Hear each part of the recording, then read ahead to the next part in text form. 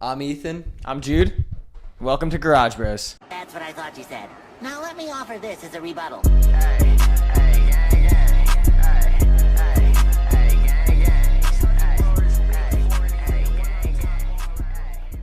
This is week 2 of our Garage Bros production, and we're ready for twice the fun.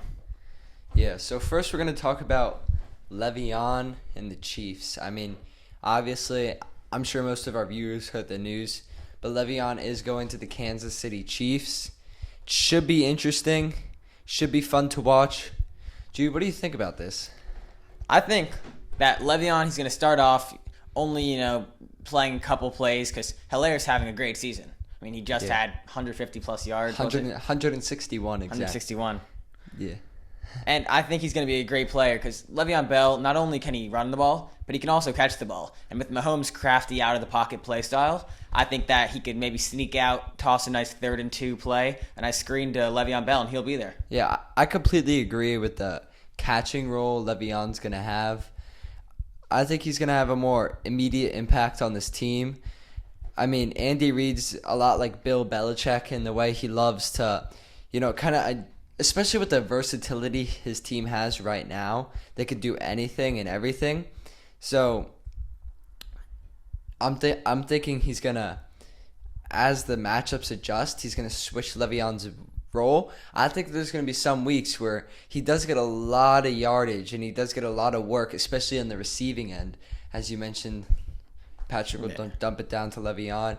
And I think he's going to play like a role like Antonio Gibson does on the Washington Redskins. As he might not get most of the main touches, but he's going to get a lot of receiving yards, and I like that. And yeah. Yeah, you said he was going to get a lot of yards. I do kind of disagree in that sense. Well, figuratively. I mean, people are expecting him to play a backup role, but I mean, 30 yards a game to me is like good. I mean, it depends on the yards. I mean, if you're up like 20 and you're just getting like 10-yard rushes, those aren't like as meaningful as like a 3rd and 7. If you convert on 3rd and 7. Yeah, I think he's going to be very unpredictable. Would I have him on my fantasy team? No. Will it be fun to watch him play, maybe catch some important things? Yes. And will he have a couple big games? Yes. Yeah, I mean, I don't think he's quite the best fantasy player right now, unless they make him like a true end zone running back. Yeah, there's a big question. Like, he's probably going to be a dump down guy a lot. LeBron, when people love to blitz Mahomes when he evades the pocket. Like, are there going to be plays really designed for him? Like, they love doing, end around plays and stuff, and they love doing fun things with Tyreek and obviously Kelsey. Yeah. But yeah, I mean, there's going to be some game plans probably. I mean, he's a 6'1", 225-pound running back. He's going to be able to break through some of those tackles in the goal line.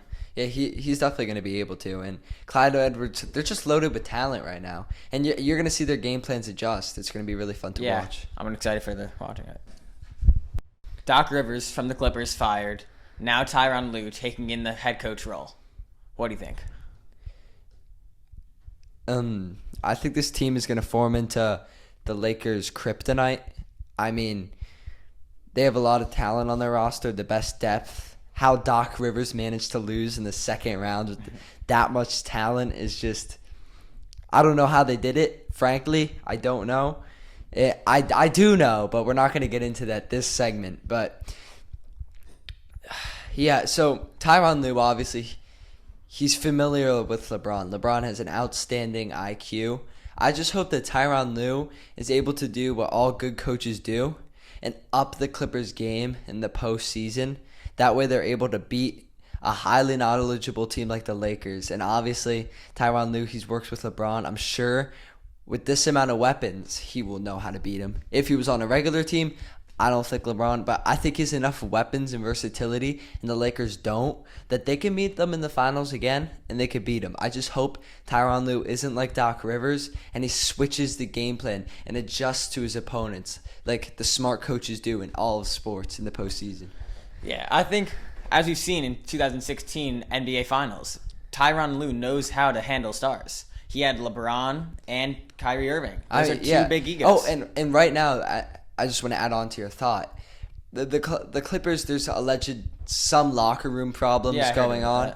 Yeah, Kawhi. I guess they're mad at Kawhi Leonard for living in San Diego or something. Like, such a humble, great player. Like, why are you mad at him for that yet? And getting the load management. Yeah. So you think Tyronn Lue's going to be good at managing that? I mean, he did manage to get LeBron and Kyrie, get him to win a title, so he does know how to work the stars. I think that he could probably pull something through. I mean, it's obviously better than Doc Rivers, we've seen. Yeah, I don't like it. I don't like how they doubled Nikola Jokic, the best passing center in all of NBA history, in my opinion. And then the worst part was, yeah, you came in with that game plan in Game 7, and it messed up. But then you continued to double team him, and you didn't adjust to the Nuggets. You didn't play their weakness. You let them play you, and that wasn't good for me. I don't like how Doc Rivers doesn't up the game of their players in the postseason. The Mavericks series shouldn't have lasted 6. They were a banged up team with many flaws. They were after that Mavericks series. They were asking to lose, and I think Tyronn Lue is a great man for the job. And Yeah. he was the assistant coach for the Clippers before. How do you think this is gonna equip the Clippers? Like, is it gonna help Tyronn Lue adjusting? He knows this is important. He knows what the Clippers can do because he's consistent with them. And the thing is, he knows the mistakes that Doc made.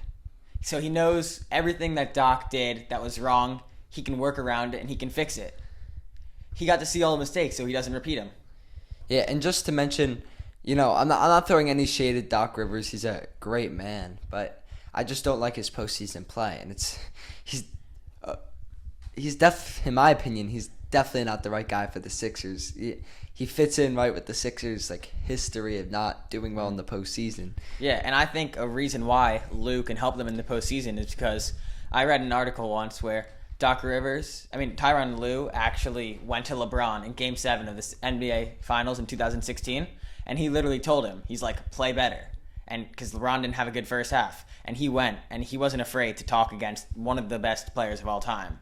And he said that, and then LeBron finished with 27 points with a triple-double. If he's not afraid to go against his players in the postseason, and he can just attack them, I think that'll give them the upper hand. Yeah, I mean, sometimes it's that simple. Sometimes it's, play better. LeBron knows what he's doing wrong. He knows what he's doing right. And sometimes you just need that because play better. I mean, obviously, maybe he got a little irritated by that. Maybe, but it's as simple as that. And that's all he needs to say to LeBron. And maybe LeBron was thinking too much about it and it simpled things up. And Tyronn Lue, I think when he was in the league, he was a very overlooked coach. Yeah. I mean, people always made fun of him because they're like, he's not the coach LeBron is. But I think he was, definitely. Any team LeBron's on that was a little less with the Heat, it's kind of going to get that culture that LeBron's going to help out a lot. And I would facilitate that if I was the head coach. Yeah, I agree. 5 minutes of fantasy is back. Who do you got? Adam Thielen. Boys, pick him up. Last week we saw something very different in respect to Justin Jefferson for this. But Justin Jefferson drew a double team in their game. And now you got an intense problem because you got two healthy wide receivers and cornerbacks and defenses are getting drawn off Adam Thielen. Adam Thielen is 100% healthy. He's a great route runner. And with attention based off of him and more on Justin Jefferson as well, who's a rookie out of LSU doing a phenomenal job. Shout out Colin Cowherd. He got that right. He called them at the beginning of the season. Yeah, and I think Adam Thielen, he's versing Dallas in the second half. He's also versing a number of bad defenses, pretty balanced schedule. But he's healthy, and I don't think the defenses are even going to matter as much in his case. And I think, with Dak out, I think the Vikings are going to be like the new Cowboys fantasy offense with multiple deadly wide receivers. And I think Thielen's the guy for the job. We've seen it. Yeah. Okay, I got Nick Chubb.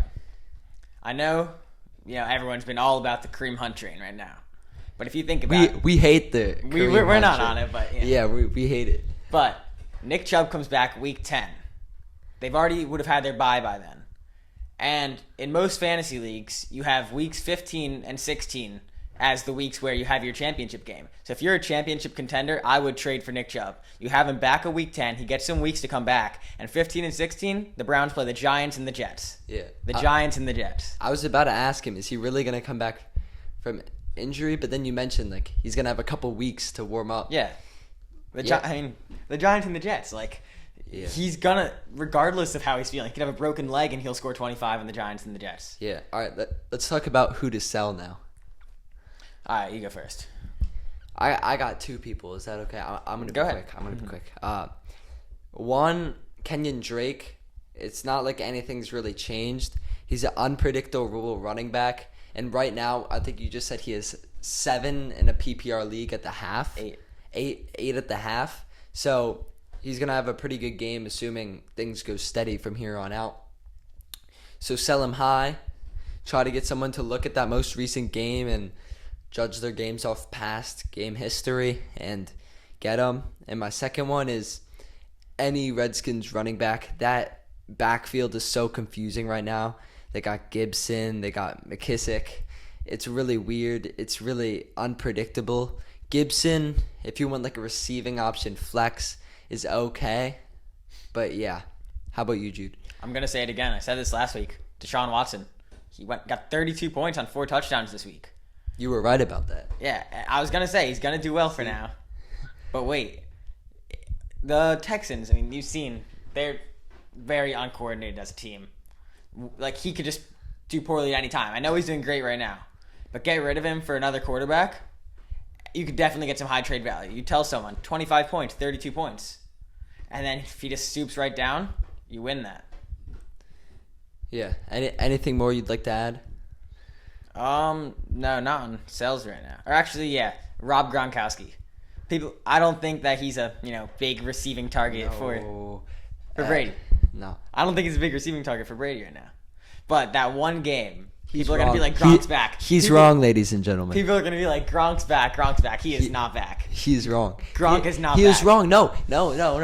I said this last week and I said this before and I was right about it this week because they improved drastically. The Buccaneers, despite injuries, are going to be a team that gets better as the season goes on. Yeah, the team's going to get better. Rob Gronkowski. No, Buccaneers. because Rob Gronkowski and Tom Brady, a commentator said this during the game, that Rob Gronkowski and Brady finally found their rhythm this week on the new offense. With Bruce Arians' new offense, they finally found their rhythm and timing, which finally came back to them, obviously. They all say that after a good performance. They're like, oh, yeah, it just took some rhythm to find. How about this? Let's make a bet.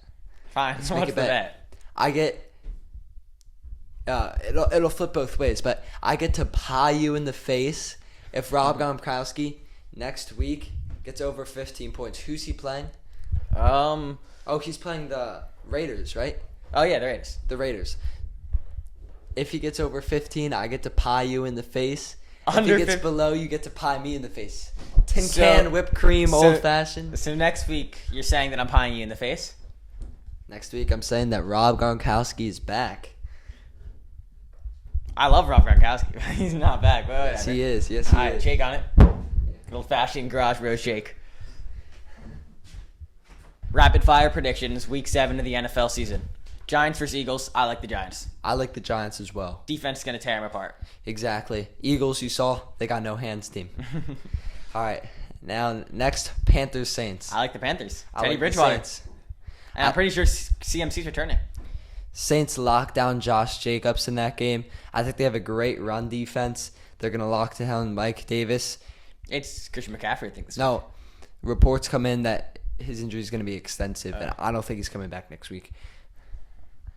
All right. Let's see. Steelers Titans. I like the Steelers. Titans are just uncoordinated, as I said earlier. Titan. I like the Steelers too. Titans kryptonite is a good front six. Steelers have the best in the league. Steelers rush the defense so hard. Seahawks Cardinals. Seahawks got to go with Russ. I like the Cardinals. I think Kyler Murray is a great quarterback, and I think he's gonna expose the Seahawks defense. Buccaneers Raiders. Buccaneers Raiders. I like the Buccaneers. I have to agree with you. You got Tom Brady and Rob Gronkowski is going to bust this week. Yeah, they're on a roll, and I think the Buccaneers defense is going to come through this week. Yeah, no offensive help from Rob Gronkowski, right? Yeah. All right, Bears, Rams. I like the Bears. Defense wins games. I like the Bears too. I think, the pressure will get to Jared Goff. World Series predictions. Okay, we were wrong, so no one's going to be wearing a dress, which is a good and bad thing. Yeah. But Both wrong. Not a good look. not a good look. At least you had a comeback. Braves choked it. Yeah. Yeah, I like the Rays in this. The Rays. I like the Dodgers in this. The Rays, they're a fundamental team. 25 home runs so far. I mean, they're average 206, and it won't really show, but they're a fundamental team. I actually like both teams in this. I don't have a strong opinion. I'm just going Dodgers because I love how Kiki Hernandez, came in and executed and just That tying home run is so important. shows what they're about this postseason. But this could go either way. This is just going to be Should be a fun series to watch. Fun. Two fundamental teams. two great front offices, great players. Yeah. Week 2 of Garage Bros. We'll see how our predictions do. We'll probably post it on Instagram at garage.broz. We'll probably post our see how the predictions go. Yeah, remember, if you want us to cover any content in next week's show, we'll give you predictions. We'll give you what you need to know. Leave it in the comments. And also, this is new this week. We'll post it to TikTok and stuff like that. And also, if you want us to review your fantasy team, obviously me and Jude, we've been doing 3 or more leagues every year since we were 8. We know a thing or two about fantasy, and we'll help you manage your team. And we also know a lot about football. Yeah, put it in the comments or just DM it to us on the Instagram. Yep. And that wraps it up. See you next week.